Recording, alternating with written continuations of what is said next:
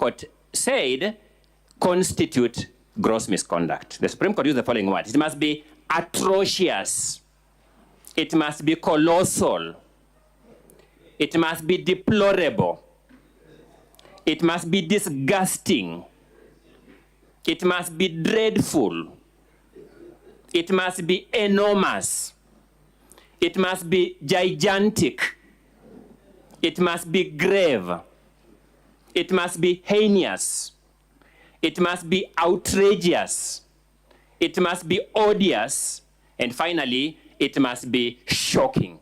Those are not my words. Those are the words of the Apex Court of the Republic of Kenya, giving all of us guidance on how to deal with matters such as this. I also observe that the rigorous standard that must be applied to the removal of a governor in office, let me withdraw that. Let me say, number one, the standard for removal of a governor in office, taking into account the adjectives used by the drafters of our Constitution, as defined or as interpreted by our Supreme Court, suggests that the process must be rigorous. And I was trying to rationalize it. Why did the lawmaker insist on such a rigorous standard? It must be consistent with the rigors of assuming the office itself, because the process of assuming the office of governor is not mild. Mr. Speaker, sir, distinguished senators, I am aware that there are members sitting in this House who have attempted to vie for office of governor, and they'll bear with me witness that that process is rigorous. In the case of Meru, it must be borne in mind that there are 772,000 registered voters whose voices were heard, and out of those voices, Honorable Kawira Mwangaza assumed the office of governor of Meru County. That is a rigorous process. Mr. Speaker, sir, Honorable distinguished senators, Mwangaza, the Honorable Kawira Mwangaza, the office of governor beseeches of Meru County. This House, a rigorous process, to employ the above test as Speaker, what we describe as the constant north, the Honorable Kawira the guiding star, beseeches in these proceedings to employ the above test. What the governor is telling this House in simple terms is this: the constant north. Do not be preoccupied by the allegories from Europe. Look at the evidence before you. The law of evidence, which my learned colleague, Dr. Mudomi Tenkolu, has taught for many years at the university, presents as follows, honorable senators. Evidence is not counted. Evidence is weighed. Eventually, put this evidence on the weighing scale and come to a consensuous conclusion that can we, in good conscience, remove a fellow citizen from the high office of governor on the strength of the material presented before us. Mr. Speaker, sir, distinguished senators, one may ask, and this evidence that the governor has presented here, where was it before the assembly that undertook the first impeachment process? The Hansard of the assembly will bear the governor out. That the governor's legal team went before the assembly with this evidence and asked the Speaker of the assembly, direct us on how we present this evidence before you. And the Speaker of the assembly ruled that both the legal team and the governor herself were, in parliamentary parlance, strangers and could not table material before that assembly. Mr. Speaker, sir, distinguished senators, 2,400 years ago, that great Greek philosopher, Socrates, is documented to have prescribed the 4 essential attributes of anyone who sits in the position of a judge, as you do today and as you will do tomorrow. he observed, and I quote, "4 things belong to a judge: to hear courteously,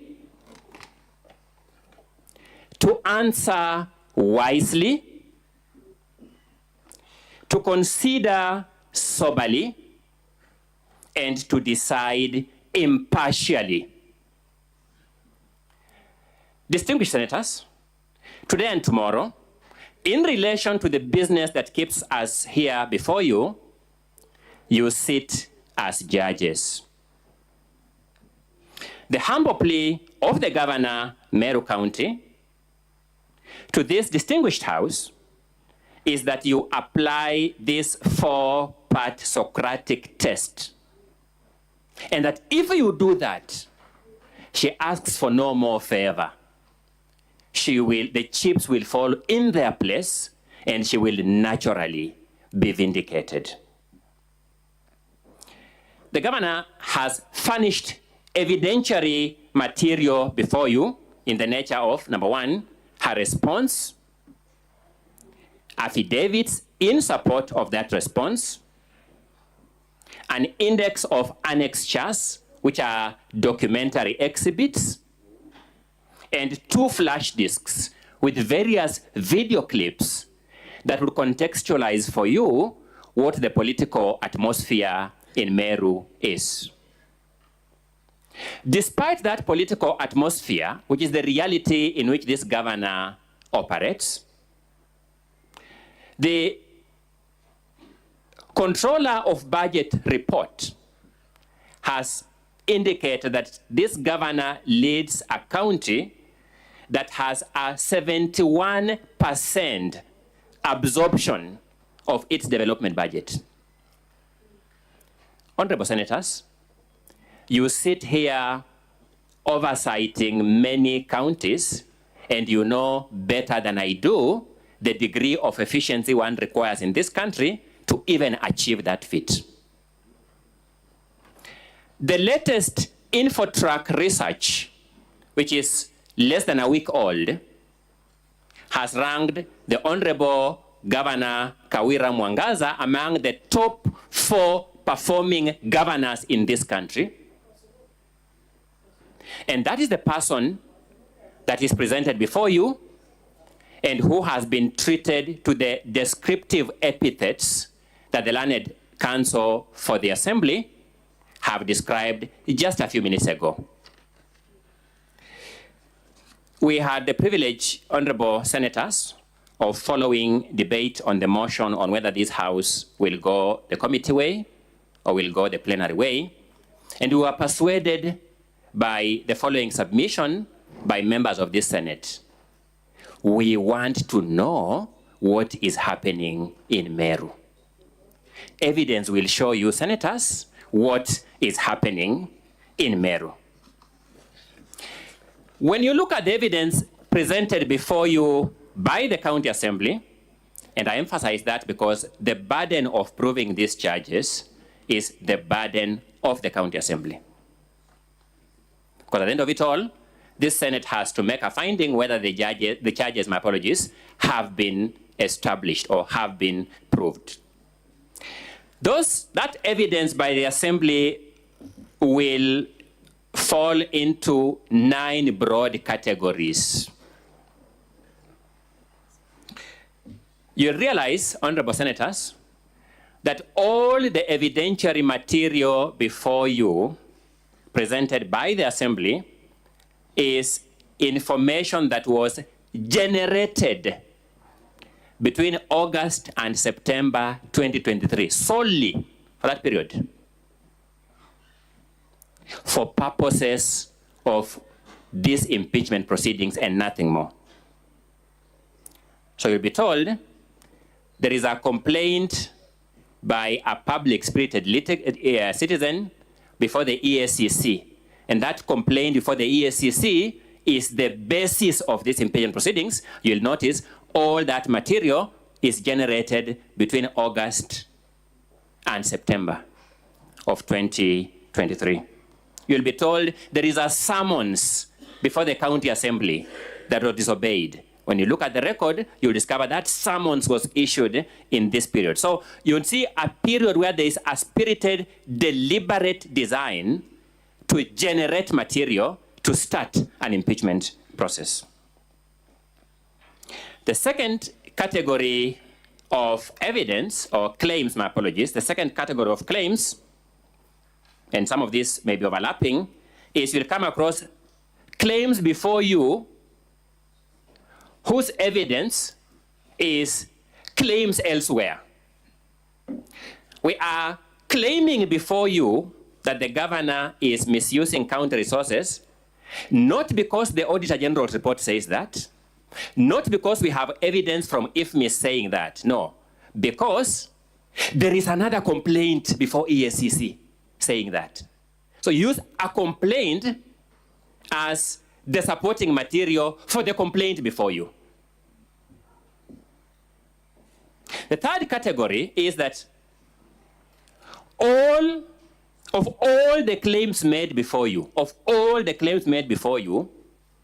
we shall be asking this Senate to seek clarification by way of asking, and we shall be asking this Senate to bear in mind as it makes a decision, which of those claims shows what action or inaction on the part of the governor. The county government is an entire system of government. A lot of things may happen.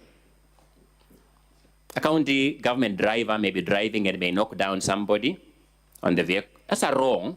The question we'll be asking is, how do you tie that to the governor?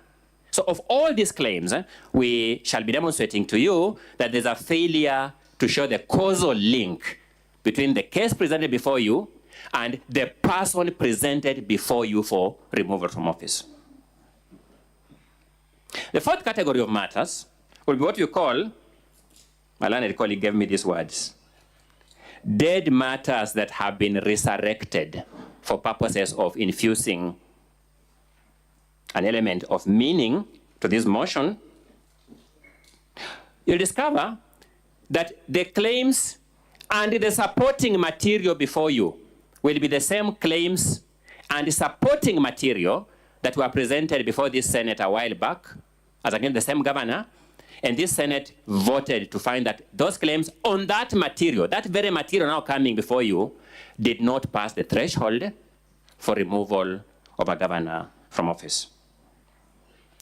You'll then come across matters that are pending before other constitutional bodies. Complaints pending before the courts, complaints pending before ESCC, over which no determination has been made that's adverse against the governor.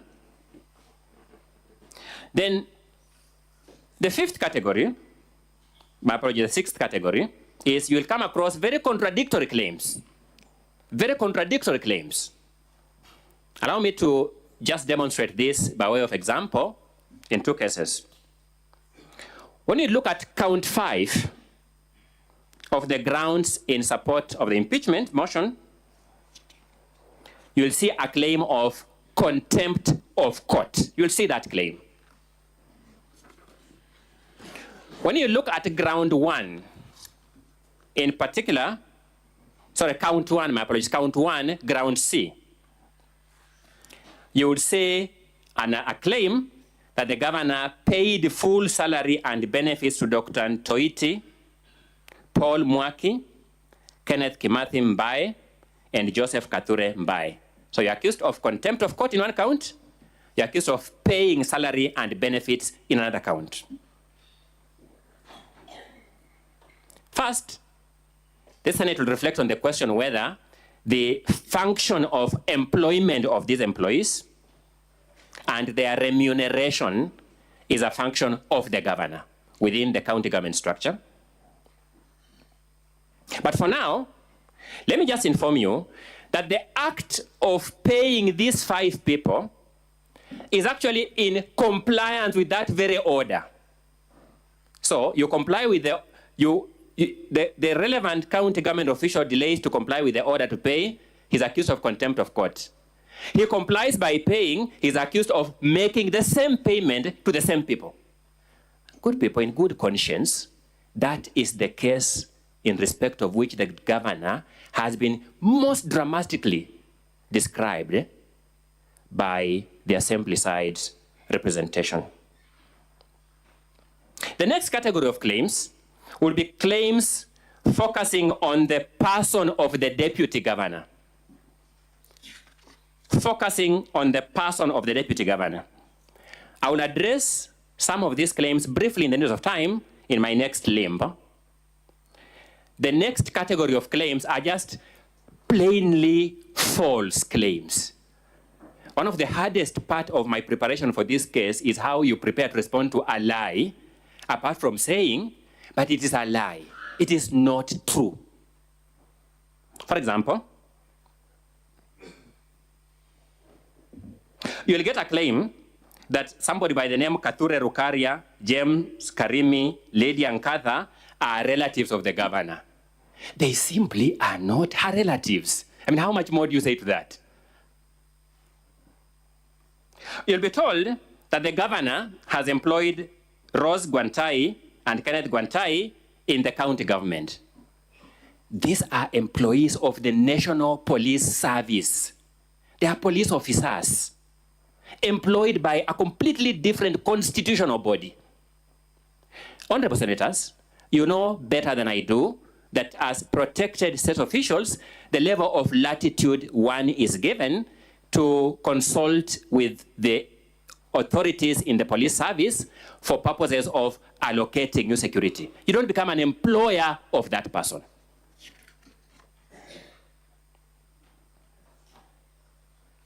You'll be told that the governor has embezzled county funds through one Miriam Gwantai. That's what you'll be told. The evidence in support of that will be some attachments in pages 17 all the way to page 29 of the exhibits in support of the impeachment motion from that side. You will then go there looking for the name of Miriam Gwantai as a recipient of the money. You will not get it there. It's just false. You'll be told that Nefat Kinyua is a brother-in-law to the governor. I have had to reflect on the meaning of the word brother-in-law. We have presented before you a marriage certificate of Nefat Kinyua because the name brother-in-law is a relationship that arises out of a marital relationship. To show you who he is married to in a monogamous union.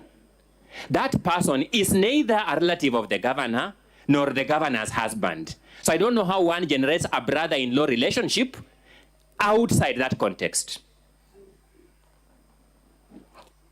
You'll be told that the governor has employed Edwin Mutuma Murangiri, a nephew of the first gentleman. Evidence will show that Edwin Mutuma Murangiri was employed by this county in 2017. This governor became governor in 2022. So even if she intended to employ him, did she re-employ him a second time? Those are questions that this Senate will have to deal with, just factually incorrect statements. Edwin Mutuma Murangiri is not related to the first gentleman as a matter of fact. So it is false. You'll be told that he is one of the people through whom the governor is swindling county funds. We'll then take you to the IFMIS extract that they have presented and ask, show us the name of Edwin Mutuma Murangiri receiving any sum of money for any purpose in that IFMIS extract. You will not get it there. It's just false. Then there are some falsehoods that are also very courageous, senators, because they also lie about this Senate. You'll be told that this Senate, so to speak, stopped the governor in the last impeachment exercise from running the private charity project dubbed Okolea. You'll be told that. On that one, we think this Senate will be our witness, that you didn't do that. You'll be told, for example, 2 county vehicles, KAX 574V and KCB 845F, were damaged. First, they are described as county vehicles damaged in one of the Okolea charity events. We have presented before this court official searches from the National Transport and Safety Authority, which can be the only source of information on who owns this vehicle. These are private vehicles not owned by the county at all, just falsehoods. And you're told, honorable senators, that the governor has assigned diplomatic duties to her unqualified sisters. I was reviewing the law on this. Function number 1 in the 4th schedule of the national government, function number 1 is foreign relations. So how does the governor engage in foreign relations? Just falsehoods. You'll be told the governor has named a public road after the husband. I was reflecting on this, Mr. Speaker, sir, honorable senators. If you were to tell the assembly side to take you to Meru and take you to a road named after the first gentleman, you'll get the meaning of what is called a wild goose chase. You'll not get to any particular road located anywhere called the name of the first gentleman. Instead, they will tell you, let us remain on Facebook. There's some post on Facebook somewhere. Then you'll come across just distorted claims, distorted, misrepresented claims. For example, Mr. Speaker, sir, and honorable senators, you run offices here and know that your offices here are supplied with hospitality supplies, some sugar for your guests, some soft drinks, some water. So somebody will go to IFMIS and find an entry, hospitality supplies, which are things ordinarily bought from petty cash interest. They will make a report and say these are hospital supplies in their report to you, to create an impression that this person in the governor's office is actually supplying our hospitals. And I mean, how do you deal with that, honorable senators? These are the things that have been brought here. When you hear my learned colleagues on the other side making very dramatic representations, let me manage your expectations. There is something called an anticlimax. You'll be told that the governor is culpable of bullying, undermining, and posting insulting and demeaning messages about the deputy governor. This is a sad claim, and I must emphasize this. I want you to finally contextualize this matter. There is a video clip that will be played here of the deputy governor chanting with a group of youths in Meru County, chanting the following slogans. Kawira doesn't have a home, oh yay, oh yay. She doesn't have a home, oh yay, oh yay. She's a prostitute, eh yay. She's a prostitute, eh yay. Mutuma, kindly strategize, eh yay.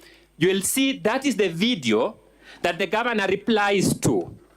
And the governor says in reply to that video that is calling her a prostitute, that I cannot be intimidated and I cannot be cowed by these childish, mannerless, mobilized people. You'll be told, no, focus on these words, that I'll not be cowed by these childish, mannerless, mobilized people, but forget the video she is responding to in the same WhatsApp group, calling her prostitute. Honorable senators, the voting that you make in this Senate is a constitutionally prescribed voting governed by your conscience and your oath of office.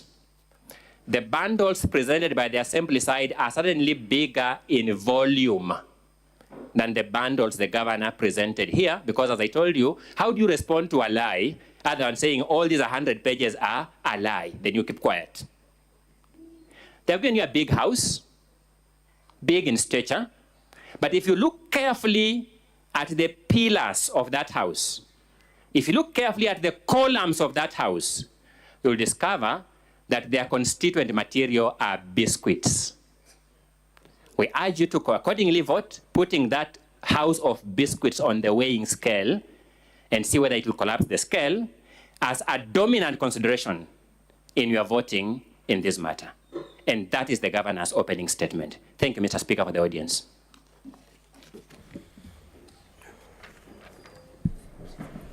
Let me take this opportunity to thank the parties for keeping to the time schedule. I believe going forward, if we keep it to the way we have expeded here now, we should be able to cover ground. Now, we are moving to adjourn the House, but just a matter of housekeeping. Lunch will be served to the parties, both the county assembly and the governor side. You will be served with lunch. You'll be guided accordingly as to where you'll have this lunch. We will, of course, later on resume. Therefore, don't take lunch and disappear, because we will need you here at 2:30. Now, honorable senators, kindly be upstanding.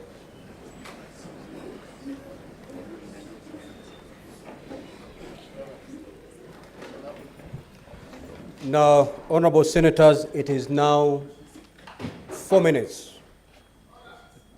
to 1 p.m. Senator Karen, do you have any medical condition?